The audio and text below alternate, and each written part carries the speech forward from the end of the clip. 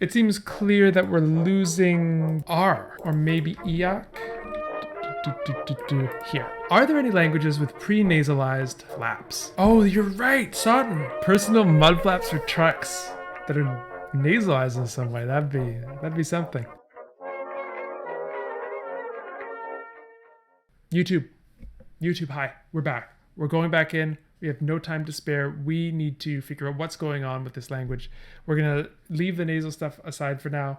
And we're going to try something else. So let's scoot over. Let's scoot over to the side webcam and see what we can see. So let's just keep everything kind of organized here. Sutton suggests let's look at the rhotic vowels. Yep, let's do that. Where are they? So they're in D. So where are our rhotic friends? We have one in 22. Well, let's start at the start. Where is our first rhotic friend? Here, 14. So we have a nasal vowel in A, no reflex in B, oral vowel in C, a long rhotacized vowel in D,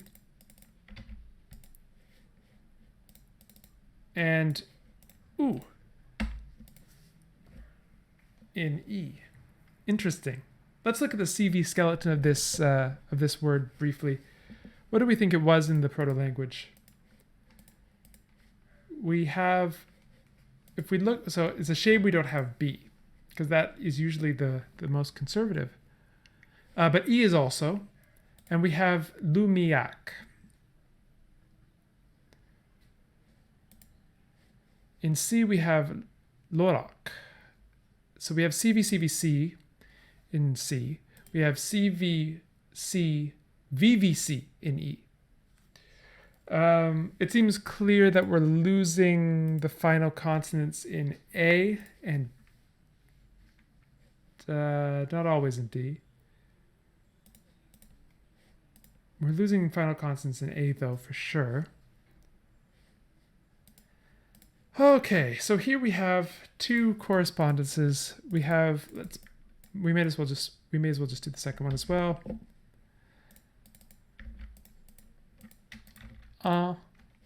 Corresponds to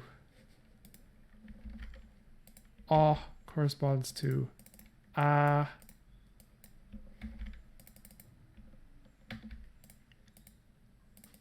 this corresponds seemingly to ak, and this corresponds seemingly to ak,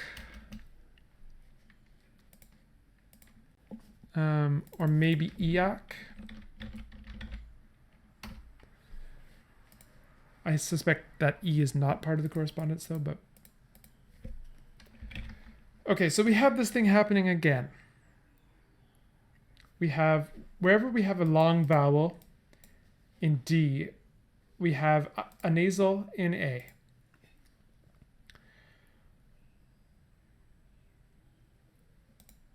Sometimes we have we have a vowel consonant sequence in C and E as well. For the long vowels, slash diphthongs in D. I just want it to be VC.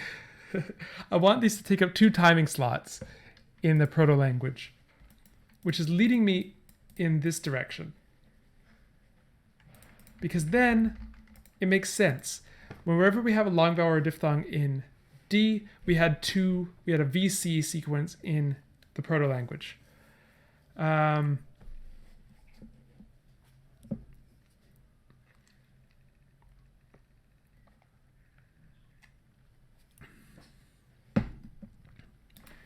Okay, we don't have enough yet.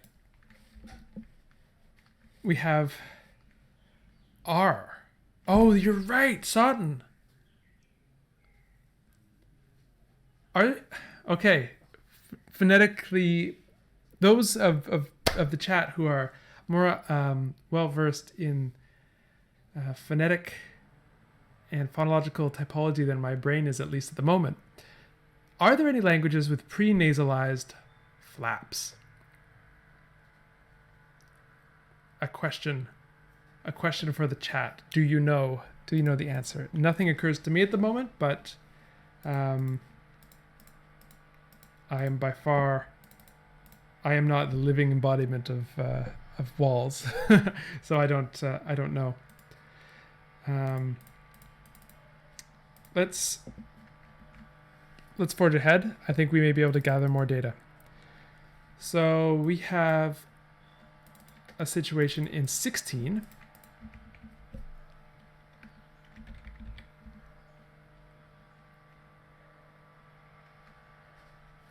English does have a nasal, yeah, some varieties of English at least have a nasalized flap in winter.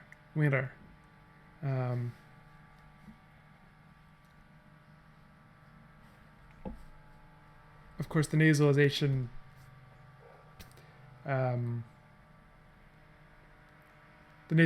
shows up on the vowels, mostly, or on the preceding vowel. Winter, I think. Winter, I don't know. Okay. Focusing. Let's look at 16. We have two vowels here that are of interest to us. We have E,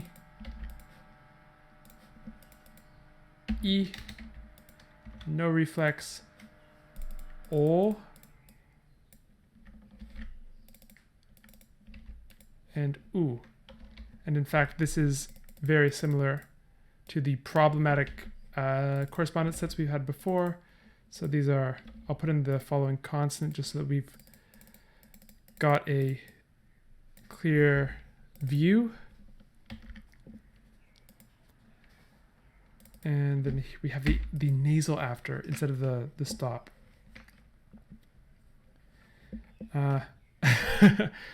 Personal mud flaps for trucks that are nasalized in some way. That'd be something. Okay, let's do the second vowel on this. So is,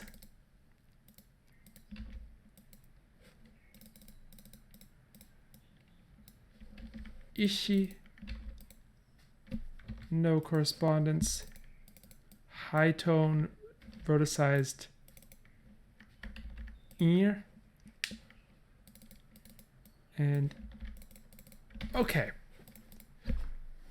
so it looks like what's going on here is we had final vowel loss in A and D.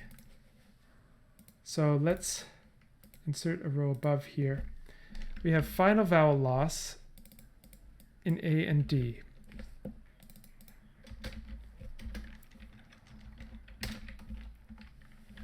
And the reason I say that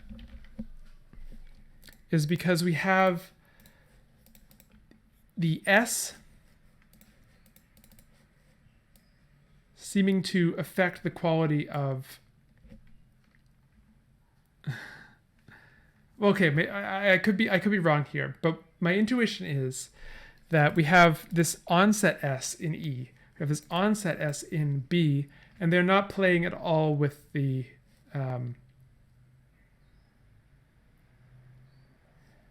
quality of this E vowel. They're not causing... Okay, no, wait. I could be wrong. I'm going down an alley that I'm not sure I should be. Because let's look at something very important here. No compensatory lengthening. There's no compensatory lengthening on this vowel here. This is very interesting.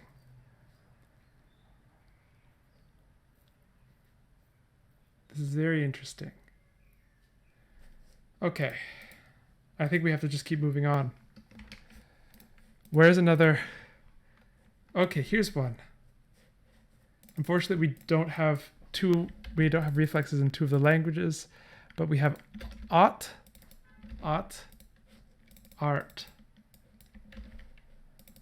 It's high tone. In 22. Oh, I'm starting to panic. Let's keep going. Let's see if we can find any more.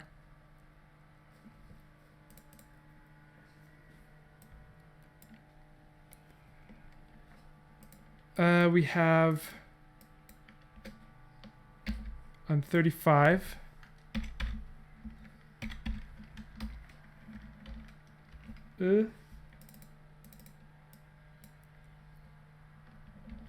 I'm assuming that E is cognate because we lose the word initially in B. We know about that already. And we have our nasalized, sorry, our rhotacized. Whoa, that's a separate character? Oh, cool. Ear here. We have high tone rhotacized here. We have E. We have E. We have long E in B. And we have E. So that's 36. Yeah. So I think what's going on here is we have rhoticization next to the flap. Because if we look at the contexts, we have some kind of consonant followed by ra. We have probably ra. In 34 we have, in 22 what do we have? We have S, some kind of S-like thing, and T. And then in 16, let's go back up. 16 we have something like, well, we have this mystery K2, don't we? 16? No, sorry, T2, and then we have S. And some kind of S-like thing. And in 60, so that's these are our rhoticized friends. And then in 14, we have the flap and then something like K. So it seems to be when it's adjacent to a flap or S, whatever this S thing is in 16 and 22, we rhoticize in D. I think this is what we have.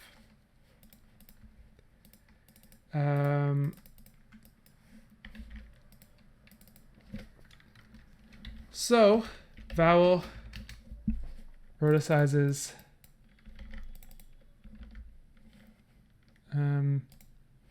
adjacent to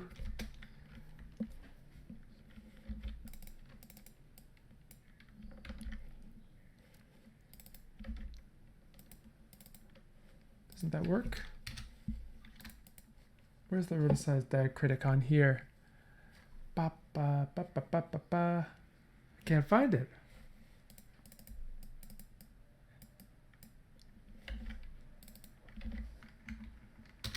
There we go. Next to, and then our good friend ra.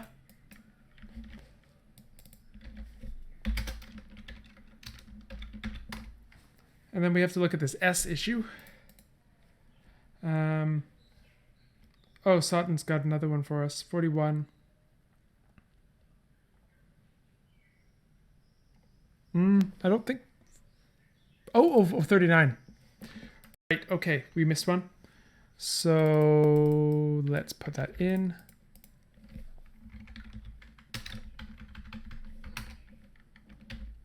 This is actually quite interesting. We have E, we have no reflex, we have A, and then we have this friendly ram's horn, unrounded back vowel, and then we have something like ST. So the question is, what is this S? If we go back to how we treated the initials, we have things that we reconstructed as S1 and S2. Well, I say we. I really did this S1, S2. And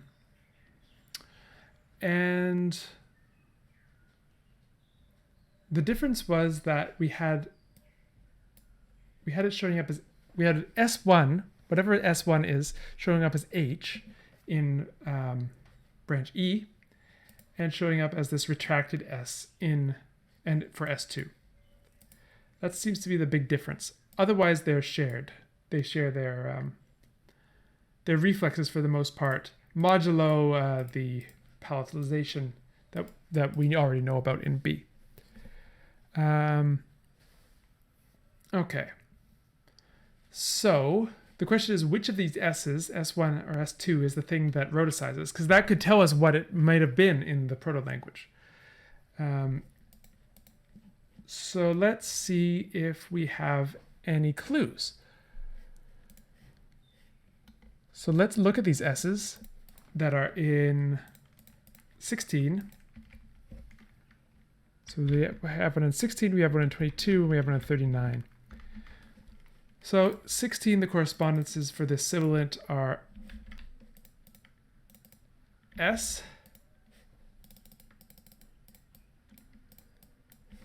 sh, no reflex, nothing, and retracted S. Okay. Then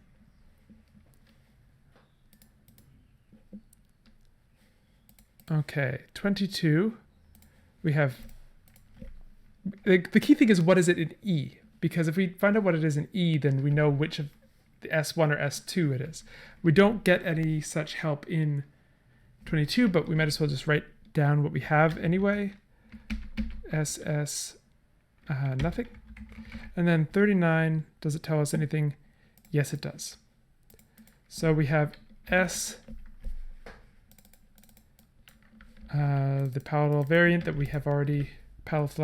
we've already discussed, S, and then retracted S. So given this, I'm going to call it as S2. So T2, S2, S2, S2. So then what was S2? S2 is something that will rhoticize in D, but it shows up as S in A, B, C, and D, where it still remains in D. It also shows up as this retracted S in E. Yeah, Alethea, I think you're right. I think what we're dealing with is a retroflex of the proto-language. I think that's the best answer. Oh, by the way, hi Alethea. Glad you could join us. Your brain power will be is very much appreciated, given that I've got like 20% of mine active at the moment. Okay, so let's see. Let's say S2 is Retroflex S. So then we can say the S1 is just S. Okay, I like this. So then let's deal with what happens to them. So we have, we don't have, I think, crucial ordering for most of these, so let's just put them up at the start for now.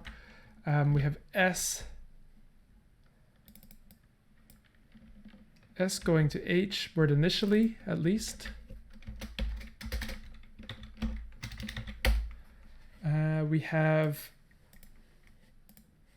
Retroflex S giving us this retracted S. Oops, where's the diacritic? There it is. And we can then say that Retroflex S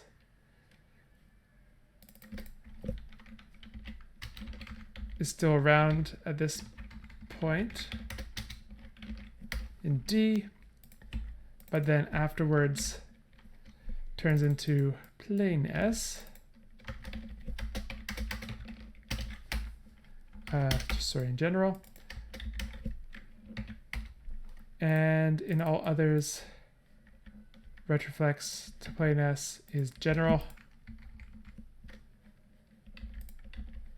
We don't see any,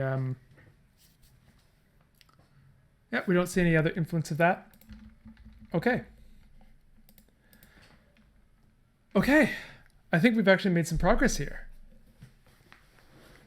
Although the scream echoing out of Sautin's body leads you to believe that maybe there's something we haven't got quite right. But nevertheless, we won't let it faze us, will we? Okay, so I am pretty happy with that. So we have our S2. Good. So then in this case, why don't we start doing a little bit of whole word reconstruction for some of these words. So let's give ourselves let's just put the proto here.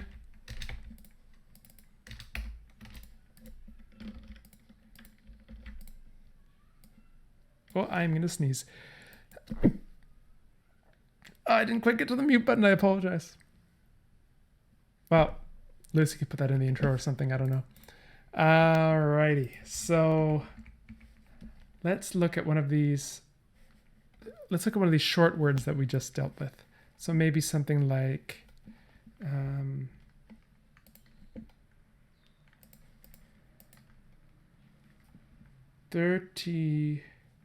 39 is somewhat possible for us to reconstruct.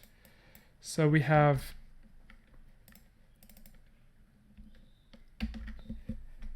retroflex here, vowel of some kind. It's a front vowel, so let's put that in. Then I think we have something like, I'm not sure what to do with this aspirated sibilant. Why do you do that to me? So let's just say this is something else. And then some kind of like vowel probably in there, giving us something like shetza in the proto-language. Let's just shrink that down a bit so we can see it all. Then we can do one more maybe. Can I shrink this? I can't. There we go. Then let's look at 22. Let's see if we can do anything with that. So here we have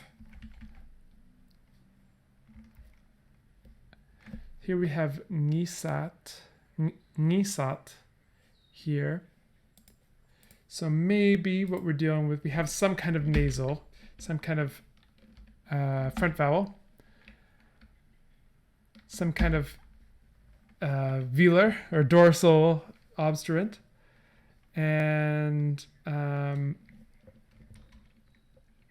then our friendly retroflex, an a-like thing, a t-like thing, and an a-like thing. So we have this something like nekshata. Although I think we can do better than that with this initial nasal. Did we have anything? Yeah, when we lose it in the proto-lang in D, it's because it was a uvular usually. So we can then, I think, reconstruct this as nekstrata. Sautin is pointing out that this, or is suggesting that this is, we're dealing with an affricate in which one? 39? Yeah, I don't know what the notational conventions are. Are we using the tie bar? maybe Team B can, if it's not considered cheating, can elaborate. Are you marking affricates explicitly or not? I was assuming that affricates would be explicitly marked, but if they're not, if this is an affricate, let me know. Again, if you don't consider that against the spirit of the rules. Okay, so they are affricates. So in that case, I'm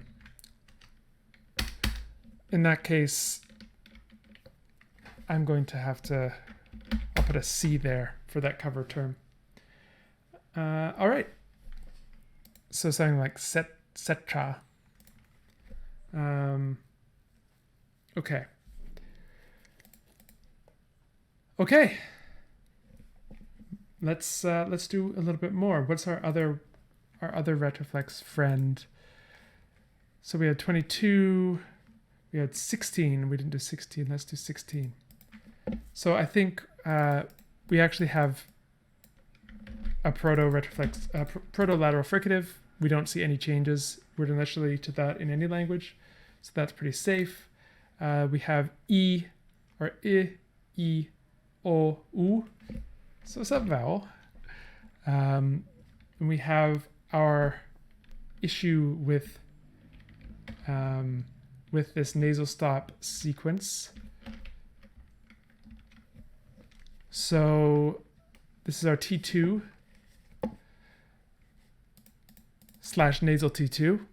We're not certain yet. We have then some kind of a front vowel, some kind of an E-like thing, then our retroflex. And then another vowel. It's super readable, isn't it? Something like, I don't know what the vowel is yet, but something like hlu, let's say it's u, hluntishu, something like that. Okay. All right. Time to put in a break in for YouTube, and then we'll come back and we'll do a bit more. All right, YouTube. You've watched the triumphs and the tragedies. Let's see what happens next. But in order to do that, unfortunately, you have to wait till the next episode. So we will see you back there. And without further ado, have a good one, YouTube. I don't know how to end it, so I'll do one of those things.